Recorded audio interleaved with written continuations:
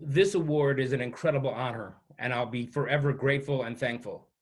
And, before recent events in our country, I intended to talk about the case. I plan to thank the people who preceded us in the Grimes case, who set the standard there. And I intended to thank people who helped us with our appellate work in our office and our team. And of course, our amazing team who helped us with our verdict. And there are so many people that deserve thanks, too many to be named here. But given recent events, and given that I've been provided with this soapbox for a few minutes, I decided to go in a little bit of a different direction. George Floyd's murder has shaken our country. It's taken whatever thin veneer of stability and equality that may have been perceived to exist and ripped it off like a bandage on a wound that's never healed.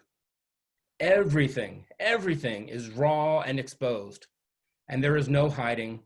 And maybe it's about time that we, trial lawyers, we face it head on. One of the great privileges that we have as trial lawyers is to stand up in court and say something like, I represent Jane Jones, or I'm here on behalf of John Smith. I was lucky enough to say those words when I represented Ashley Partlow. Think about how incredible that is. Think about what a weight of responsibility we all take on. We walk into court and we give voice to people, no matter how intelligent or educated, rich or poor, black, white, or brown, in a forum where they cannot speak for themselves.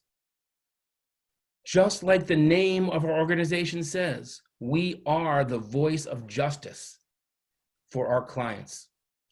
But given what's happened in our country lately, what is justice? What are we doing with our skills and our voices? Is it enough?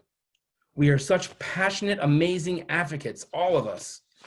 So given the world we are facing now, should we be doing more? And if so, what? What should we be doing? I know, me personally, I'm lost, and I don't know where to begin.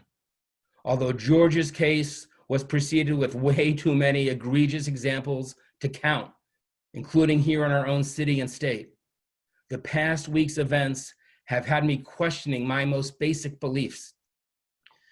I really can't answer the question why George's case hit me so much differently and so much more powerfully than the cases that came before. I can't. But before George's case, I woke up every morning, I looked at myself in the mirror when I was getting ready for work, and I viewed myself as this enlightened, liberal, informed guy. But I realize now that's nothing, it's all for show. Each night, I get to go home to my house in the burbs and put the city and its problems behind me. There was a time in our practice that I walked into one of the Baltimore City courthouses virtually every single day of my working life.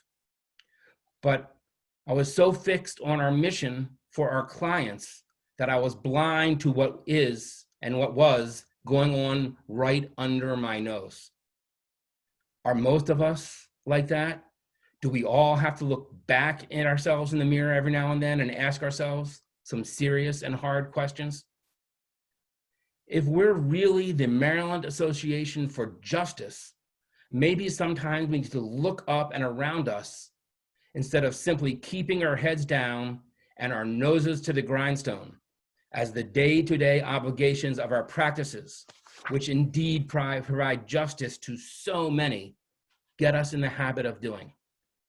Many of us in this great organization, myself included for sure, were born into privilege simply by the virtue of the color of our skin. That does not mean we did not work our rear ends off to get where we are, because we most certainly did. But are we blind to the luck of birth circumstances that we all enjoy? Do we actually realize that racism is all around us and is ingrained in a systematic way throughout every aspect of our society? Let's think together about what we can change, even if it's one step at a time.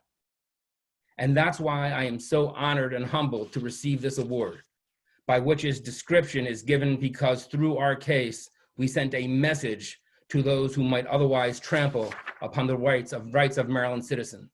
Let's take this opportunity to stand behind Ashley Partlow and everyone who looks like her.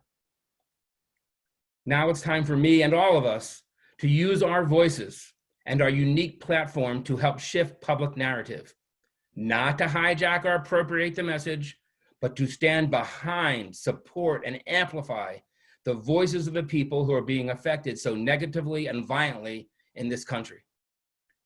Who better to do that than us, with our skills in the courtroom that we use every single day? We have the unique opportunity here to use our voices and our platform for something good. I can think of no better way to honor all of our clients and my client, Ashley Partlow, than to stand behind her now to amplify the message that we will not allow her or those like her to be trampled.